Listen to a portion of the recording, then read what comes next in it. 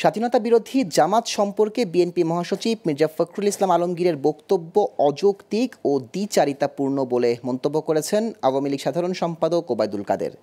সোমবার আওয়ামী লীগের দপ্তর সম্পাদক বিপ্লব বড়ুয়ার সই করা বিবৃতিতে তিনি এ মন্তব্য করেন।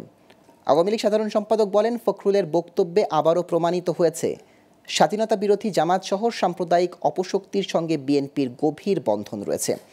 তিনি বলেন, স্বাধীনতা বিরোধী ও সাম্প্রদায়িক অপশক্তির রাজনীতির সামাজিক বৈধতা ও স্বীকৃতি প্রতিষ্ঠায় বিএনপি প্রচেষ্টা চালিয়ে আসছে। বিএনপির রাজনীতি এই চক্রেই আবর্তিত। তারা অপশক্তিকে নিজেদের রাজনৈতিক হাতিয়ার হিসেবে ব্যবহার করে আসছে। বিবৃতিতে ওবায়দুল কাদের আরও বলেন, আওয়ামী লীগের রাজনীতি পরিচালিত হয় মহান মুক্তিযুদ্ধের চেতনা ও আদর্শের ভিত্তিতে। মুক্তিযুদ্ধের চেতনা বিরোধী কোনো রাজনৈতিক অপশক্তিকে আওয়ামী লীগ কখনো স্বীকৃতি দেয়নি, ভবিষ্যতেও দেবে না।